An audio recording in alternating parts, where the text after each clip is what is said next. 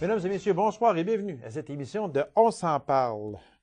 Mon invité vient de sortir son roman, on peut dire coup de poing, Dormir debout, des éditions du Quartz. Alors, mesdames et messieurs, mon invité, l'auteur rouyn-norandien, M. Bruce Gervais. M. Bruce, bonsoir. Bonsoir. Merci d'avoir accepté cette invitation-là, M. Bruce. C'est très gentil à vous. C'est un plaisir d'avoir été invité, premièrement. Oui. Le plaisir est pour moi également de vous recevoir. Mais moi, quand je parle dans mon intro, on peut dire que ce roman-là, un roman coup de poing, est-ce que je me trompe en disant ça? Bien, ça dépend comment on le voit, puis ça dépend de ce qu'on a lu avant. Voilà. Hein? Il y a beaucoup de littérature dont on pourrait qualifier qu'elle est coup de poing. Je veux dire, quand on est un peu plus... quand on parle de choses qui sont un petit peu plus... qui vont un peu plus loin que du roman romancé. Voilà. Exactement, c'est bien dit, oui. Ça le dit, un roman, c'est de la fiction, mais on peut quand même prendre une réalité, la transformer en fiction, et que cette réalité-là soit pas des réalités qui sont, je dirais, tiens, disneyennes. Oui.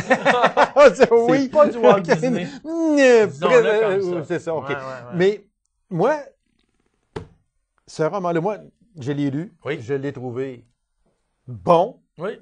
Même, je vais ajouter très bon. OK. Mais très souvent, je me suis demandé, très souvent, à quoi il veut en venir avec ce livre-là. Ben, ça serait intéressant pour les gens qui nous écoutent peut-être d'en faire un bref Oui, résumé. allez-y. Ça se passe la nuit. Okay. Ça parle de personnes... On connaît tous des gens dont on qualifie là, le caractère de bon vivant. Oui. Assez poli, les appeler bons vivants. Oui. Mais on en a dans notre famille. Roger, lui, c'est un bon vivant. Un Roger Bontemps. C'est un Roger Bontemps. Mais un bon vivant. Il veille tard. Ils veillent tard. Ils prennent une tasse. On le prend comme... En tout cas, on a différentes appellations pour ça. Mais on ne connaît pas vraiment ce qui arrive dans leur vie à ces gens-là. Moi, j'ai voulu creuser davantage pour présenter peut-être le quotidien de gens qui font ça à répétition, qui peuplent les bars la nuit. Si les bars fonctionnent, c'est parce qu'il y a des gens qui y vont. C'est comme rien. Voilà. Ils fonctionnent souvent à semaine longue. Donc, ça. Ça veut dire qu'il y a des gens qui y vont. Quelles sont leurs vies? Quelles sont... au-delà de bons vivants, qu'est-ce qu'ils font, ces gens-là? Est-ce qu'ils mangent des fois? Et entre deux bières, est-ce qu'ils dorment? Est-ce qu'ils dorment le jour ou la nuit? Est-ce qu'ils dorment couchés ou debout? Oh boy! Bon, mais non, mais je pense qu'on vient de faire... On prend l'exemple d'un personnage, oui. on prend son passé, son passé qui est abitibien. Oui. Et on le met dans ce contexte-là et on le met dans une passe de sa vie où il aimerait ça peut-être aller un peu plus loin vers le jour et non vers la nuit. Mais parfois, il y a des gens qui sont moins équipés pour affronter la réalité que d'autres. Donc, arrive dans sa vie, lui, la mort de sa mère qui s'est enlevé la vie. Donc, à ce moment-là, c'est beau projet de vivre davantage le jour et peut-être d'avoir une vie un peu plus régulière. Tu sais, c'est quelqu'un qui a travaillé comme sylviculteur, des jobs l'été, l'hiver sur le chômage, donc plus porté peut-être à faire la fête. Et accompagné d'une vaste, une kyrielle de personnages qui peuvent ressembler à lui. Qu'est-ce que ça donne? Qu'est-ce que ça peut donner, ce genre de situation-là?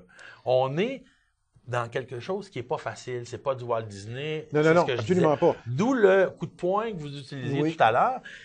Maintenant, d'où est-ce que moi, je prends les choses comme auteur, en se rappelant que c'est de la fiction, et où est-ce que je veux en venir? Bien, je veux en venir à présenter ces gens-là parce qu'on ne les présente jamais dans la littérature. Mais quand vous parlez de fiction, oui, mais pas beaucoup. Mais la fiction dans l'action, oui. Okay. On peut prendre, je veux dire, si demain matin, je fais une histoire, elle se passe à Paris, il y aura la Tour Eiffel. Vous comprenez ce que je veux dire? Donc, vous allez dire, là, c'est pas de la fiction. Oui. Le contexte n'est pas un contexte de fiction. OK, exactement. Mais l'action est une action totalement fictive. Parce que plus j'entrais dans le livre, plus j'avançais dans la lecture, Dormir debout avait bien son titre. Dormir debout, je crois, bien son titre, mais ça dépend comment. Je pense que ça peut fitter, pardonnez-moi l'expression, pour un paquet de points de vue. Dormir debout, est-ce que c'est dormir debout comme région? Parce que j'amène les mines là-dedans, j'amène le contexte Oui. du mineur qui, hein, sur ses chiffres, dort debout parfois. Exactement. Puis vous emmenez aussi un certain Malarticois aussi, qu'on voit là, c'est pas centré sur lui, mais que quand on commence là, puis qu'on fait la lecture, le monsieur qui refuse un peu. C'est un exemple. C'est un exemple. Mais voilà. c'est surtout. Mais laissez-moi. Oui. Mais attendez. C'est important. C'est important, là, oui, parce que on va quand même clarifier les choses pour les gens qui nous écoutent. C'est que là, on fait référence à la situation marticoise où on a eu une personne qui a résisté à la mine. Oui. Cela dit, c'est pas la première fois que ça arrive dans le monde et c'est pas la dernière, sûrement. Voilà. C'est la raison pour laquelle, quand je vous dis qu'à Paris, il y a une tour Eiffel puis qu'il faut la mettre, ben, il y a dans notre région des gens qui, pas aussi médiatiquement que monsieur dont vous évoquez là, la situation à Malartic à ce moment-là, c'est des choses qui se sont passées souvent. Donc, c'est dans une fiction, mettre ça, parce qu'il y a un résistant à une minière dans le roman en question, ça ne veut surtout pas dire que c'est la personne en question. Non, là, je suis obligé de vous dire non. Parce que à ce moment-là, si on prend un voleur, on ne dira pas que c'est Mesrine automatiquement. On va dire, vous comprenez non, c'est vrai. C'est vrai. Sauf que vous faites référence, mais vous faites référence dans le contexte minier. Oui, tout à fait. Tout à fait. Et non pas dans un cas particulier. Voilà. Même si on peut s'imaginer un peu, OK, ouais, ça s'est déjà passé là, mais ça s'est passé là. Puis ça s'est passé là. Ça s'est sûrement passé là aussi. Oui. Fait que c'est dans son ensemble. Okay? C'est dans son ensemble. D'ailleurs, moi, j'ai été influencé pour un cas comme celui-là. Je trouvais ça intéressant. Le livre qui m'a le plus influencé, c'est un livre qui s'appelle Chantier de Stephen King. Mais il l'avait écrit sous son nom de tu sais, souvent, les auteurs ont un nom d'emprunt pour vendre des livres à côté. C'est Richard Bachman, dans le cas de Stephen King. Et Chantier était un homme qui résistait à une compagnie qui faisait des routes. Mais lui, il restait jusqu'à la toute fin dans sa maison alors que les bulldozers arrivaient. Passait presque sur la galerie chez eux. Ce qui n'est pas tout à fait le cas de l'homme dans ce roman-là, qui n'est pas si brave que ça. On peut donner des indices, ça va donner le goût peut-être aux gens de le lire. Il n'est pas si brave que ça, hein? Parce que le personnage principal, hein, qui est un bouseux, comme moi je les appelle, il l'envoie presque à l'abattoir jusqu'à un certain point. Exactement, là, c'est ça. On peut quand même dire ça. Okay. Depuis 4 ans que vous avez ramassé vos idées pour ce livre-là, quand on parle de 4 ans, c'est beaucoup? Oui. C'est beaucoup et c'est peu. Okay? Mais quand on parle de 4 ans, puis tout à coup, est-ce qu'on se lève un bon matin et qu'on dit, OK, moi, là, je mets ça, là, je suis prêt, je fais mon livre. Comment ça s'est passé? C'est une longue démarche. Moi, j'étais un travailleur des médias, puis à un moment donné, j'ai voulu prendre parti dans le débat social. Ça, c'est une autre idée. Mais j'avais aussi l'idée d'écrire et je savais que je ne le faisais pas. Ça prend pas du temps. Écrire un roman, là, pour moi, c'est un métier, être écrivain ou être auteur. Puis c'est surtout pas en dilettante qu'on va faire un roman. Moi, je n'étais pas capable. Donc, le temps que je travaillais, hein, les heures de jour, là, ben, je ne faisais pas un roman. Puis le soir, en arrivant, j'étais trop fatigué, les idées ne venaient pas. Maintenant, il fallait... c'est pas payant écrire un roman. C'est même pas payant à la limite quand il est sorti. Mais quand tu es en train de l'écrire, c'est du temps que tu prends qu'en principe, tu serais en train de travailler. Hein, tu es en train de faire de l'argent. C'est du bon temps. C'est du bon temps. Moi, je sais que quand j'écris, je suis à la bonne place au bon moment. Cela dit, à ce moment-là, j'ai commencé à ramasser les idées que j'avais. Puis j'avais vraiment une idée d'un roman qui ressemblait à ça, pas tout à fait pareil. Et il fallait quand même en écrire un bon bout. Maintenant, qu'est-ce que je voulais faire? Je voulais-tu l'envoyer à un paquet de maisons d'édition un peu partout au Québec, puis attendre qu'on me dise oui? J'avais peur de ça beaucoup, mais j'avais surtout peur d'une chose, c'est que moi, j'ai lu beaucoup de romans dans ma vie, puis ils étaient bons, et de plus en plus, tu deviens un lecteur chevronné, tu vas vers des meilleurs romans. Et plus je lisais des bons romans, plus je me disais, mais mon Dieu, j'arriverai jamais à écrire un roman, c'est bien trop compliqué, bien trop difficile. J'avais énormément peur et je respectais jusqu'à un certain point, là. Non, pas jusqu'à un certain point, je respectais énormément la forme qui est le roman. Donc, je n'étais pas prêt à le faire. J'ai envoyé des bouts tout croche aux éditions du Quartz en me disant, ben, c'est comme des chroniques ou c'est comme des nouvelles. Ils m'ont dit, c'est pas des nouvelles ni des chroniques, mais il y a peut-être un roman là-dedans. Là, j'ai fait comme, j'étais heureux. Ben oui, c'est sûr. Donc, j'ai refait mes devoirs et là, on m'a dit, ben, écoute, moi, j'ai demandé une direction littéraire. Ils ont dit, OK, d'accord. J'en voulais une, d'où le respect à cause du respect que j'avais pour la forme romanesque. Voilà. Je me disais, je ne serais jamais capable de faire ça seul. Et ben, on s'en est allé ensemble comme ça. Puis là, c'est une autre année et demie là, que ça a pris avant d'arriver à ça. Moi, je vous félicite. Je vous félicite parce que il y a beaucoup, il y a des auteurs qui ne se servent pas de maisons d'édition de chez nous. Oui. Et ça, là, je vais faire attention, je vais appuyer sur mes mots. C'est libre choix. Tout à fait. C'est libre choix. Si M. Y, Mme Z décide de prendre une maison d'édition qui est à Tombouctou, bien, il apprendra. Oui. OK? Bon. Oui, tout à fait. Mais moi, je vous félicite d'avoir pris une maison d'édition bien de chez nous. Mm-hmm. Les éditions du Quartz. Puis, félicitations.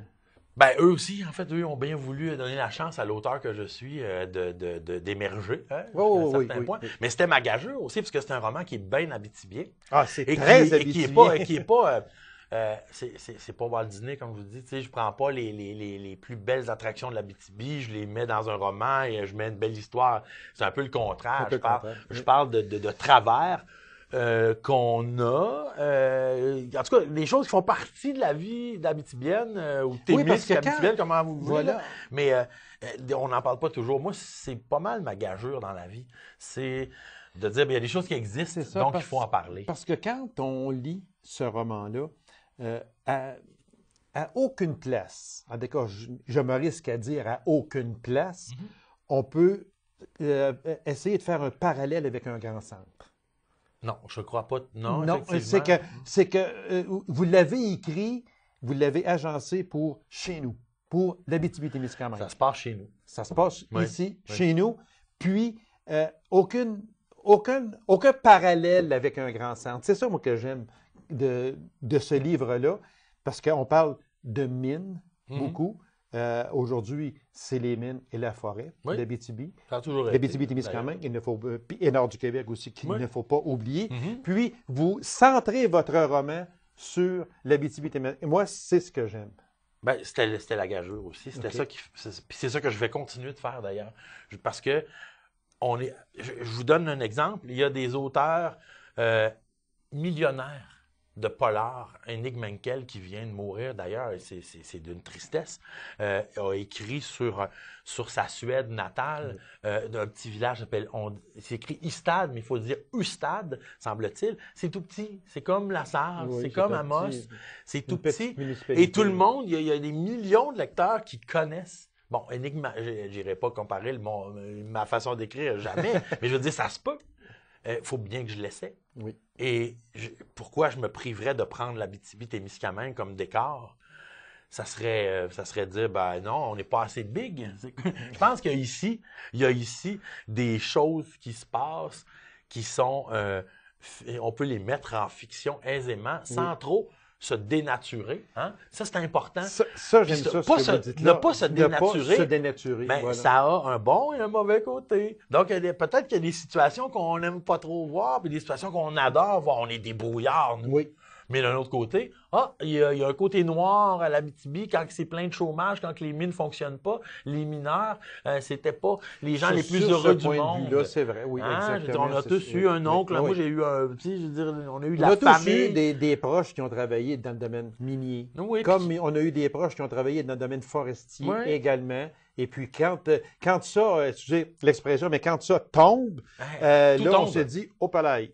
Au palais, là, c'est noir. C'est noir. C'est la faillite. C'est souvent, c'est l'alcool. Et on est obligé de sortir de notre Abitibi assez souvent. Oui, mais voilà, c'est ça. Puis ceux qui n'en sortent pas, c'est souvent les braves. Hein? Mais moi, je trouve que ça fait partie de la bravoure, les choses qui sont abordées là-dedans. Voilà. Et vous m'enlevez les mots de la bouche. Oh, ben, désolé.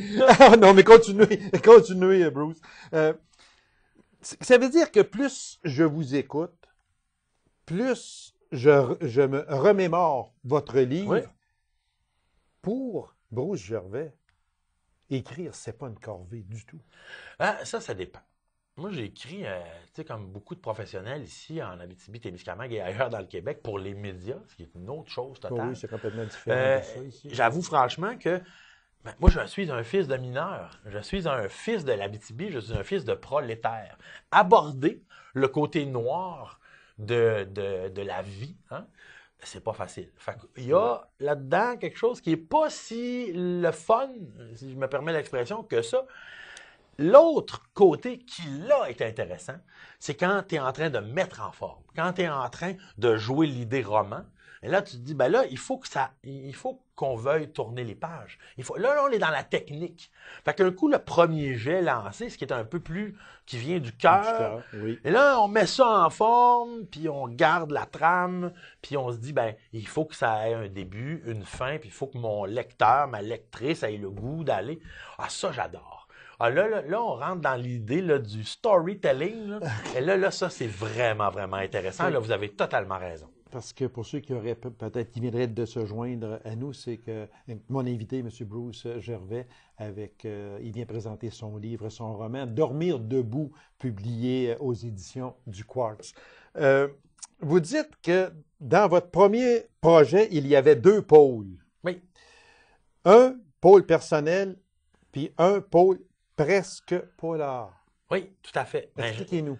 J'ai lu beaucoup de polars dans les 4-5 dernières années. Okay. Parce qu'à un moment donné, lire du roman compliqué, revenir sur des vieux classiques, je ne sais pas moi, Dostoïevski ou peu importe, ça peut être lourd un peu parce que, bon, il faut casser ces romans-là au début, puis l'écriture est tout à fait...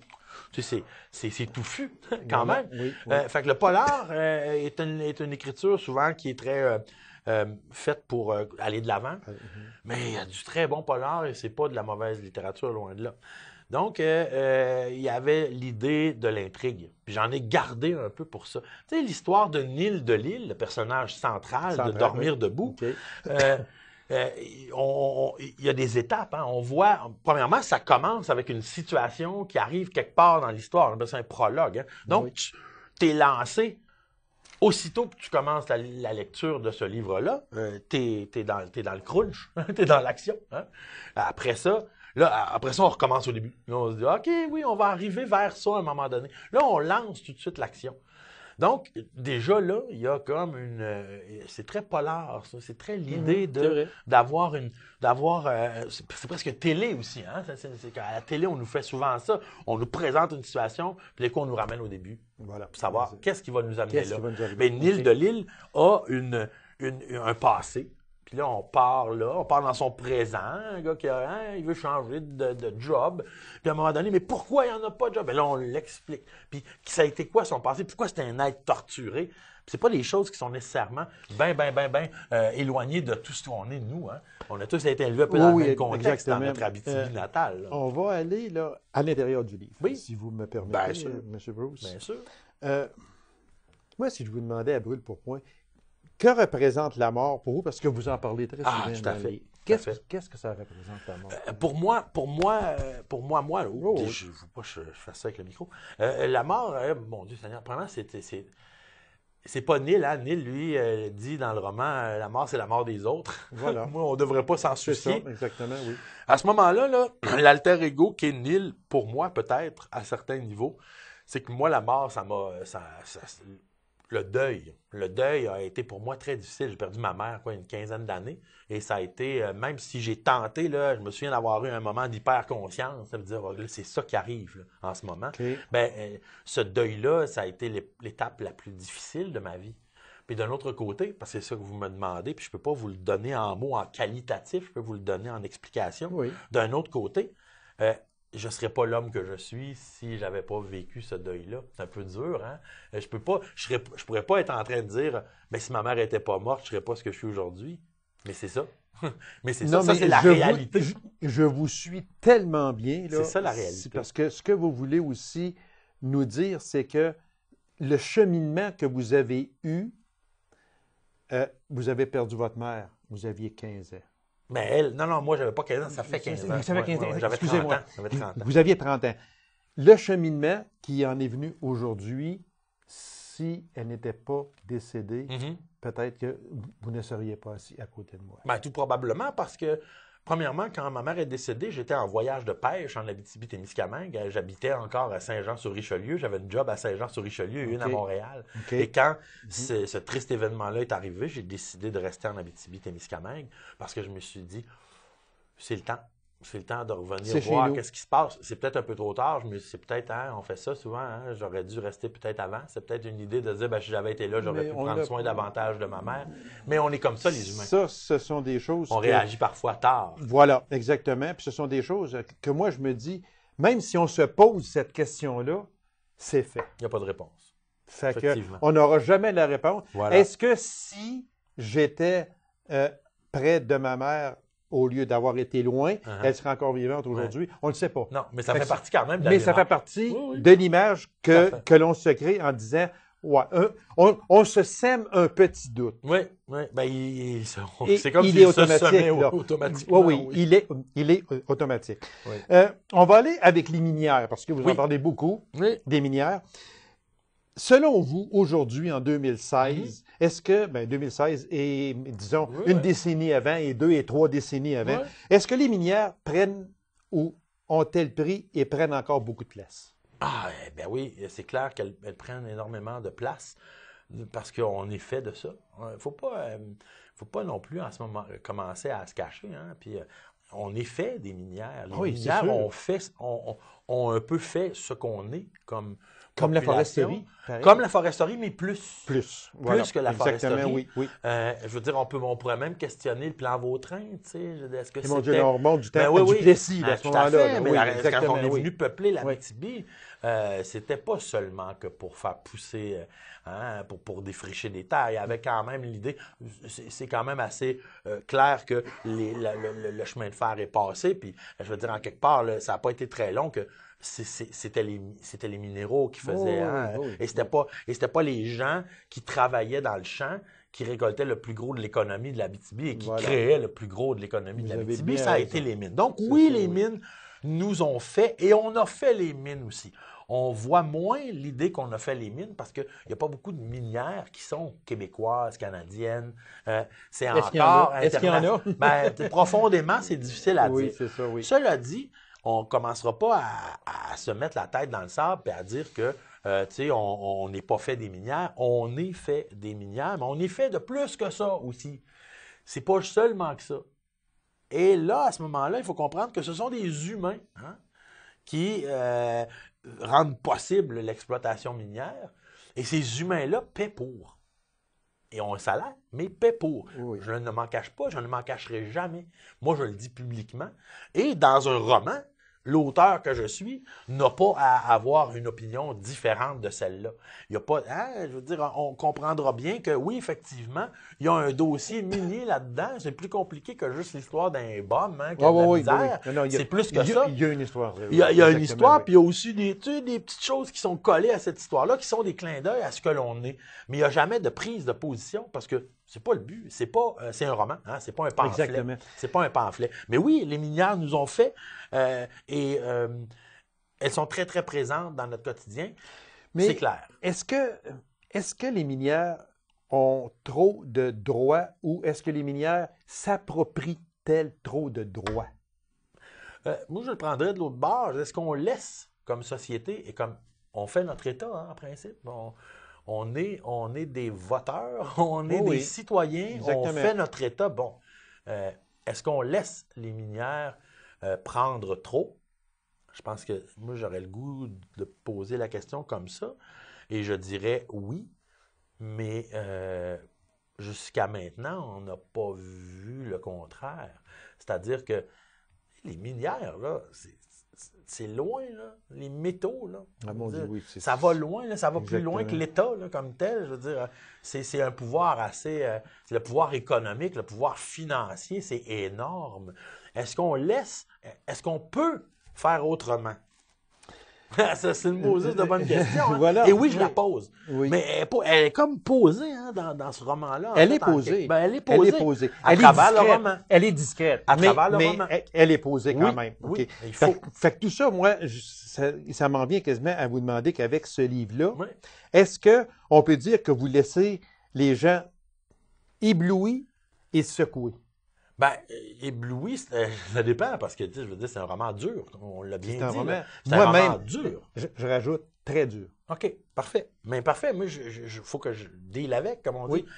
Je l'écris, puis je l'ai laissé aller. Hein. Il m'appartient plus. C'est ma fiction, après ça, c'est la vôtre. Hein? Et voilà, Donc, exactement. donc, Nous, c'est difficile on de se fait notre propre Ben, juge. ben voilà, tu sais, de répondre à cette question-là, je le sais pas.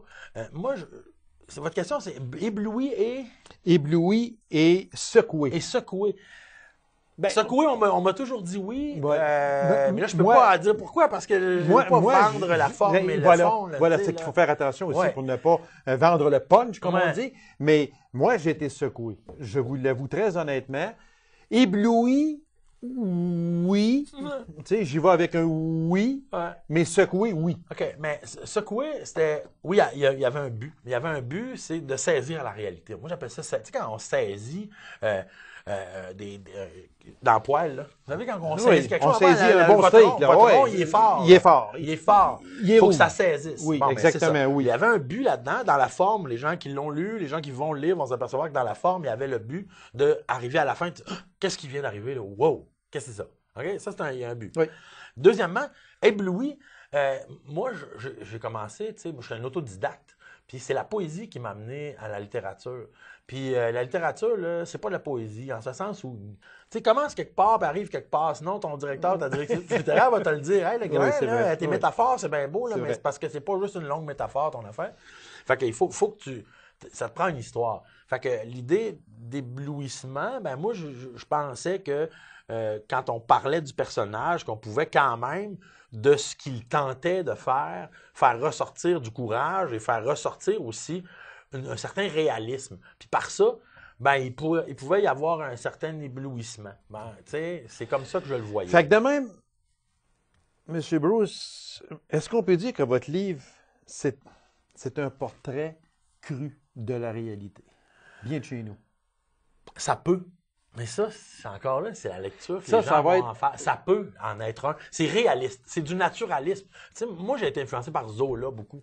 Mais Zola, Jamais ok, que oui. je vous dirai pas, Ok. là, j'écris comme Zola. Non, attendez. Là. Tu sais, non. Zola m'a beaucoup influencé. Bon, Germinal, là, ça parle des mines, mais ça parle pas. Tu sais, L'Assommoir, Les Rougon-Macquart, c'est 20 romans là, sur le. Tu sais, Hugo, qui était un romantique, disait de Zola, tu peux pas dire ça. Tu peux pas dire ça de ta société. C'est vrai. Wow, là. Tu sais, Hugo, c'était Walt Disney. C'était quelqu'un qui... Tu sais, Jean Valjean aurait été un Soulon. Mais Hugo l'aurait jamais montré de même. Mais non, c'était un C'est courageux. Tu sais, quand il était en maudit, c'était un ancien voleur, whatever. Oui, tu sais. oui. Ça aurait été un Soulon dans sa société, Jean Valjean, probablement. Mais tu le vois Mais pas jamais. avec... Tu le vois pas... Non, tu sais, jamais, C'est jamais. ça, on montre pas ses travers. Voilà. Il reste à peine une minute. Oui. Puis j'ai une question que je veux vous poser absolument. Les inégalités sociales, ça vous tient à cœur parce que vous y donnez toute votre énergie. Oui. Ça vous tient à cœur beaucoup, Oui. ces fameuses inégalités. Oui, et là-dessus, là, vous me posez même pas la question, et je vous dirais que d'une certaine façon, c'est présent dans le livre, Oui, c'est les présent. minières créent des D'ailleurs, inégalités sociales. c'est pour ça que j'ai mis cette question-là. Ouais, les sur le minières créent des inégalités sociales parce qu'on sort les jeunes trop vite des écoles, on les amène miner, puis quand la mine va plus bien, tu n'appartiens plus à la grande famille, on lui donnera le nom ou Non, non, pas, non, là. ok. T'es plus là, c'est tout. Fait qu'à ce moment-là, tu n'as pas la culture de la débrouillardise pour faire d'autres choses, puis ben là, tu perds ta piscine, ton 4 roues, puis ton gros pick-up. puis Alors, c'est- mesdames et messieurs, de Bruce Gervais, Dormir debout, des éditions du Quartz à Rouyn-Noranda.